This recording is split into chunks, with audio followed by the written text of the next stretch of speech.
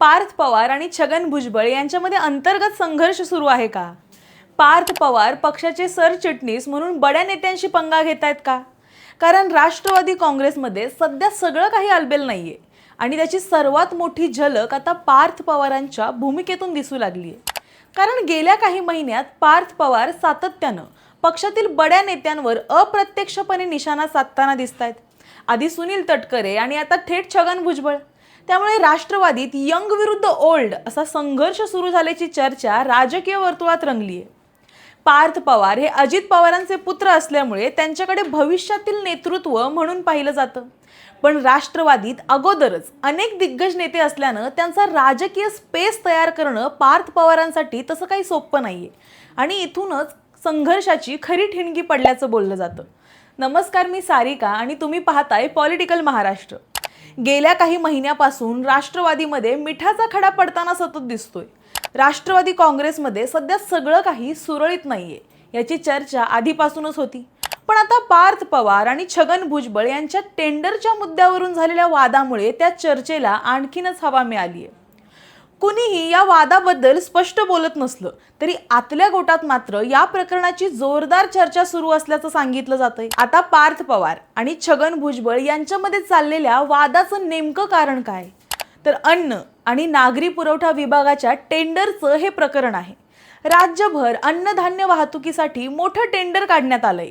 याच टेंडरमध्ये एका ठराविक ठेकेदाराला काम मिळावं अशी अपेक्षा करत पार्थ पवारांकडून त्या ठेकेदाराला थेट मंत्री छगन भुजबळ यांच्याकडे पाठवल्याची माहिती समोर येते.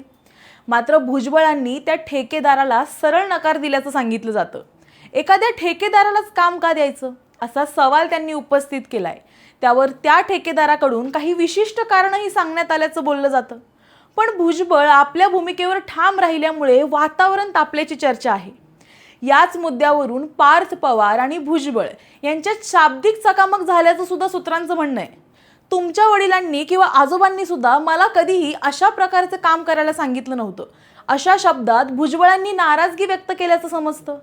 म्हणजेच काय तर त्यांनी अप्रत्यक्षपणे अजित पवार आणि शरद पवार यांचा दाखला देत पार्थ पवारांना सुनावल्याची चर्चा आहे. त्यावर पार्थ पवारांनी सुद्धा आक्रमक भूमिका घेतल्याचं सांगितलंय.